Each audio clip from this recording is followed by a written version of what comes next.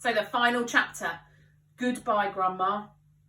There's still something you left out, Mr. Cranky said. I can't think what it could be, George said.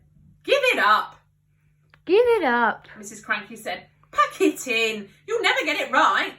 Pack it in. You'll never get it right. Mr. Cranky looked very forlorn. George looked pretty fed up too. He was still kneeling on the ground with a spoon in one hand and a cup full of medicine in the other. The ridiculous tiny brown hen was walking slowly away. At that point, Grandma came striding into the yard. From her enormous height, she glared down at the three people below her and shouted, "What's going on around here? Why hasn't anyone brought me my morning cup of tea? It's bad enough having to sleep in the yard with the rats and mice, but I'll be blowed if I'm going to starve as well. No tea, no eggs and bacon, no buttered toast." "Oh, I'm sorry, Mother," Mrs. Cranky said. "We've been terribly busy. I'll get you something right away." "Let George get it, the lazy little brute!" Grandma shouted. Just then the old woman spotted the cup in George's hand. She bent down and peered into it. She saw that it was full of brown liquid. It looked very much like tea. "Ho-ho!" she cried. "Ha-ha! So that's your little game, is it? You look after yourself all right, don't you? You make quite sure you've got a nice cup of morning tea, but you didn't think to bring one to poor old Grandma. I always knew you were a selfish pig." I always knew you were a selfish pig. "No, Grandma," George said. "This isn't—" "Don't lie to me, boy!" the enormous old hag shouted. "Pass it up here this minute." "No," cried Mrs. Cranky. "No, Mother, don't. That's not for you." Now you're against me too," shouted Grandma. My own daughter trying to stop me having my breakfast, trying to starve me out." Mr. Cranky looked up at the horrid old woman and he smiled sweetly. "Of course it's for you, Grandma," he said. "You take it and drink it while it's nice and hot."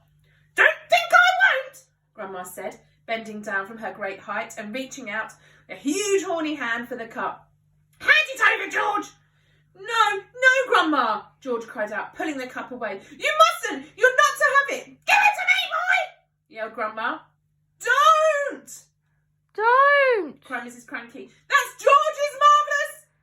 "Everything's George's around here," shouted Grandma. "George this, George that, I'm fed up with it." She snatched the cup out of little George's hand and carried it high up out of reach.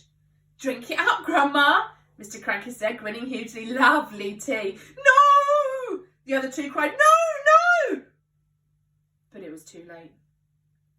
The ancient beanpole had already put the cup to her lips, and in one gulp she swallowed everything that was in it. "Mother!" wailed Mrs. Cranky. "You've just drunk 15 doses of George's mother's medicine number 4, and look what one tiny spoonful did to that little brown hen." But Grandma didn't even hear her. Great clouds of steam were already pouring out of her mouth and she was beginning to whistle. "Oh, this is going to be interesting," Mr. Cranky said, still grinning. "Now you've gone and done it," cried Mrs. Cranky, glaring at her husband. "You've cooked the old girl's goose." I didn't do anything," Mr. Cranky said. "Oh, yes, you did. You told her to drink it." A tremendous hissing sound was coming from above their heads. Steam was shooting out of Grandma's mouth and nose and ears and whistling as it came. "She'll feel better after she's let off a bit of steam," Mr. Cranky said. "She's going to blow up," Mrs. Cranky wailed. "Her boiler's going to burst." Her boiler's going to burst. Stand clear," Mr. Cranky said. George was quite alarmed. He stood up and ran back a few paces. The jets of white steam kept squirting out of the skinny old hag's head, and the whistling was so high and shrill it hurt the ears. "Call the fire brigade!" cried Mrs. Cranky. "Call the police! Man the hose pipes!" "Too late," said Mr. Cranky, looking pleased. "Grandma!" shrieked Mrs. Cranky. "Mother! Run to the drinking trough and put your head under the water!" But even as she spoke, the whistling suddenly stopped and the steam disappeared. That was when Grandma began to get smaller. She had started off with her head as high as the roof of the house, but now she was coming down fast. "Watch this, George," Mr. Cranky shouted, hopping around the yard and flapping his arms. "Watch what happens when someone's had 50 spoonfuls instead of 1.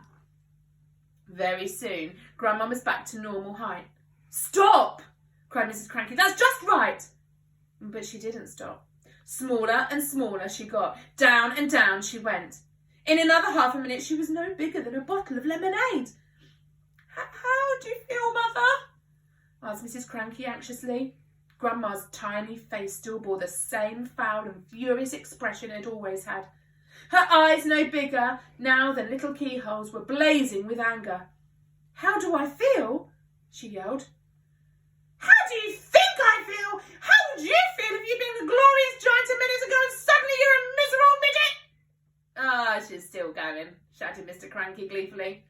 She's still getting smaller. And by golly, she was. When she was no bigger than a cigarette, Mrs. Cranky made a grab for her, then held her in her hands, and she cried, How do I stop her getting smaller still? You can't, said Mr. Cranky. She's had 50 times the right amount. I must stop her, said Mrs. Cranky, wailing. I can hardly see her as it is. Catch hold of each end and pull, Mr. Cranky said. By then, Grandma was the size of a matchstick and still shrinking fast. A moment later, she was no bigger than a pin, then a pumpkin seed, then... Where is she? Cried Mrs. Cranky. I've lost her! Hooray! Mr. Cranky said. She's gone! She's completely gone! She's disappeared! Cried Mrs. Cranky. That's what happens to you if you're grumpy and bad-tempered, said Mr. Cranky. Great medicine of yours, George. George didn't know what to think. For a few minutes, Mrs. Cranky kept wandering around with a puzzled look on her face, saying, Mother, where are you? Where have you gone? Where have you got to? How can I find you? But she calmed down quite quickly, and by lunchtime she was saying, well, I suppose it's all for the best, really. She was a bit of a nuisance around the house, wasn't she? Yes, Mr. Cranky said, she most definitely was. George didn't say a word. He felt quite trembly. He knew something tremendous had taken place that morning. For a few brief moments he had touched with the very tips of his fingers the edge of a magic world.